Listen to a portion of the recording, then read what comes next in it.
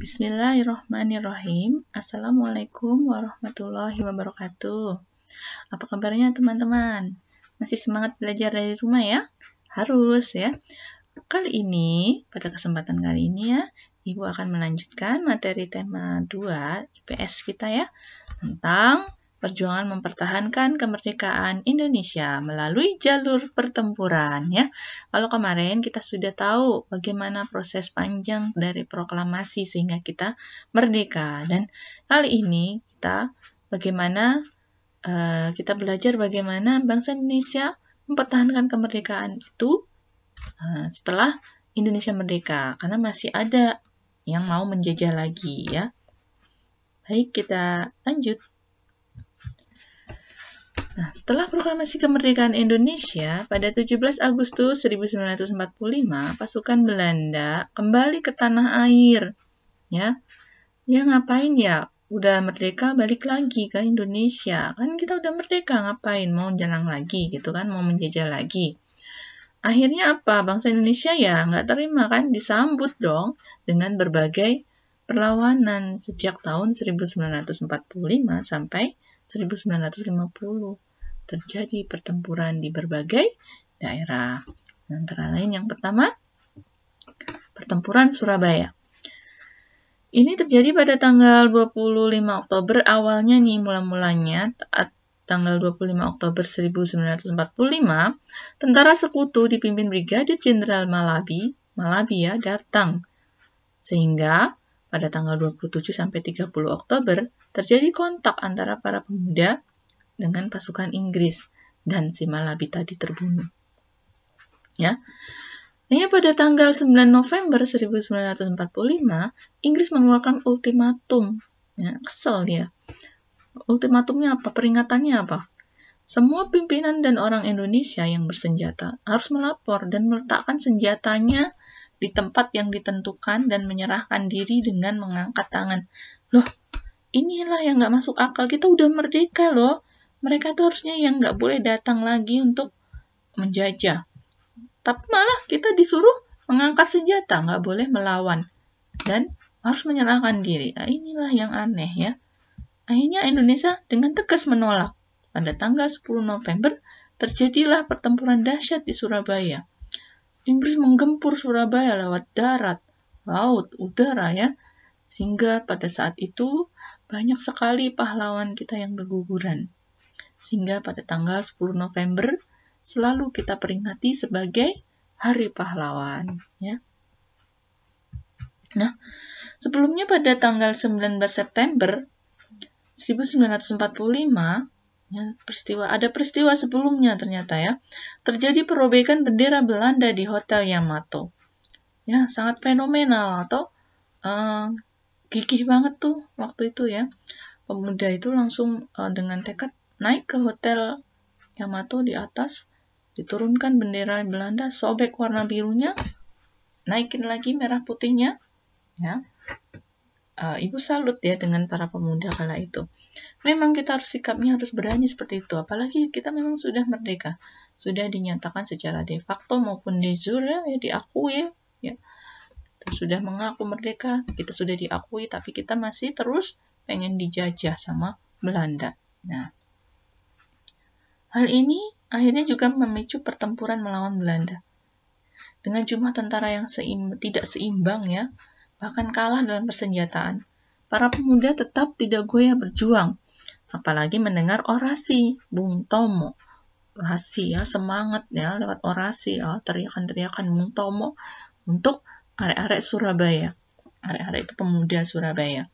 Dengan pakaikan Allahu Akbar gitu ya, yang terus menyemangati perjuangan agar tidak takut dan tidak goyah hingga mencapai kemenangan. Ya, akhirnya menang, berhasil disingkirkan Belanda dari Surabaya. Nah, ini Bung Tomo nih. Orang yang terkenal dengan orasinya Bung Tomo ya. Merdeka atau mati itu semboyannya ya. Ini pakaikan Bung Tomo itu menggelegar ya, jadi semangatnya langsung timbul para pemuda ya. Nah, yang kedua ada pertempuran Ambarawa ya. Ambarawa itu ada di Semarang ya. Pada tanggal 20 Oktober 1945, sekutu di bawah pimpinan Brigadir Bethel mendarat di Semarang. Pada awalnya tujuannya itu mengurus tawanan perang Belanda. Namun, sekutu ternyata diboncengi Nika dan malah mempersenjatai tawanan Belanda. Nika itu siapa? Netherlands Indies Sipil. Ya. Inggris tadi ya, Nika. Sehingga menyebabkan kemarahan Indonesia. Dan pada tanggal 26 Oktober 1945, terjadilah pertempuran antara TKR, Tentara Keamanan Rakyat, dengan pasukan gabungan Inggris dan Nika. Nah, mereka tuh nggak berani sendiri-sendiri melawan Indonesia.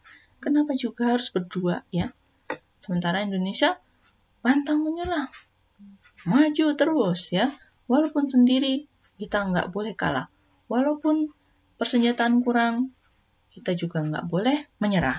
Nah, itulah semangat para pahlawan. Insiden tersebut terhenti akhirnya setelah Soekarno pada waktu itu menjabat sebagai presidennya, karena sudah merdeka kan presidennya Pak Karno, dan Bethel mengadakan perundingan. Namun, lagi-lagi diingkari sama Bethel dan kawanannya ya. Sehingga pada tanggal 12 Desember 1945, terjadilah pertempuran hebat di Ambarawa. Di mana saat itu Indonesia dipimpin sama Kolonel Sudirman. Ini Pak Jenderal Sudirman ya, kala itu masih menjabat sebagai kolonel yang memimpin pasukan Indonesia, berhasil memunggul mundur Inggris dan Nika dari Ambarawa setelah 4 hari pertempuran, ya, yaitu pada tanggal 15 Desember akhirnya berhasil. Coba bayangin, 4 hari nggak berhenti-berhenti bertempur ya. Tapi dibayar dengan kemenangan yang luar biasa ya. Itulah semangatnya ya. Kita harus bisa meneladani semangat itu ya. Jangan teman-teman cuma dikasih tugas nih untuk hari ini, udah nggak semangat. Selesainya bisa seminggu 2 minggu ya kan, nggak begitu. Nah, kita harus semangat. Pahlawan aja bertempur dalam 4 hari selesai dan menang. Nah, itu harus kita contoh yang seperti itu ya. Nah, untuk mengabadikan kemenangan ini didirikan Monumen Palagan Ambarawa di Semarang sana, ada monumennya ya. Dan tanggal 15 Desember diperingati sebagai Hari Jadi TNI Angkatan Darat atau Hari Juang. Nah, itu pertempuran Ambarawa. Yang terakhir ada peristiwa Bandung Lautan Api. Apa itu? Yaitu peristiwa kebakaran besar yang terjadi di kota Bandung pada tanggal 23 Maret 1946. Nah, kenapa sih kok terjadi peristiwa kebakaran besar? Nah, ternyata dalam waktu sekejap 7 jam ya, 200.000 penduduk Bandung membakar rumah mereka. Hal ini bertujuan agar tentara sekutu dan Nika Belanda tidak dapat menggunakan kota Bandung sebagai markas strategis militer. Jadi tadi sudah di Surabaya sudah terusir, di Semarang sudah terusir, mau menduduki Bandung. Akhirnya di Bandung juga dilawan ya. Malah Inggris merasa nggak terima. Loh, kita yang harusnya nggak terima ya. Kenapa mereka datang seenak-enaknya itu ya. Dan malah mengadakan penyerangan tuh Inggris ya. Hanya pertempuran besar terjadi di desa Dayuh Kolot ya, di mana terdapat gudang amunisi besar milik sekutu ya. Muhammad Toha dan Ramdan, kala itu anggota milisi BRI Barisan Rakyat Indonesia, terjun untuk menghancurkan gudang tersebut ya. Dan Muhammad Toha nih berhasil meledakkan gudang tersebut sehingga bertambah-tambahlah kebakaran hebatnya ya. Nah, itulah karena berkat pengorbanan dan perjuangan, Bandung tidak jadi menjadi markas ya, Belanda dan Nika tadi ya. Dan kita sudah merdeka ya. Itu lewat jalur pertempuran ya. Makanya kita benar-benar harus dapat menghargai jerih payah perjuangan pahlawan kita ya. Dengan cara apa? Saat kita ini sudah merdeka, ya dengan cara menikmati kemerdekaan ini dengan rasa penuh syukur ya, dengan giat belajar, giat bekerja ya. dan berjuang untuk kemajuan bangsa kita. Nah, itu yang bisa kita lakukan pada era saat ini, pada kesempatan yang telah merdeka ini. Dan kita tetap mempertahankan kemerdekaan agar kita tidak dijajah. Sekarang ini kan kita dijajahnya lewat moral kita ya, lewat internet, lewat YouTube, seperti itu. Kalau kita nggak jeli dalam memilih informasi, kita bisa salah langkah dan salah informasi. Makanya kita harus jeli dan cermat. Dan teman-teman juga harus dengan pendampingan orang tua kalau sedang memakai internet. Nah, seperti itu ya teman-teman yang dapat Ibu sampaikan pada kesempatan kali ini.